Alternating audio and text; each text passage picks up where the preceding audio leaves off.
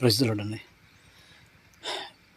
పనులు 4 days అవుతుంది ఆపి. ఎందుకంటే కొంచెం ఆర్థికంగా ఇబ్బంది అయ్యి పని ఆపాను. ఎవరో ముఖమొహం తెలియని వారికి లైకులు చేస్తారు, షేర్లు చేస్తారు, ఎంతగానో ఆదరిస్తారు, ప్రేమిస్తారు.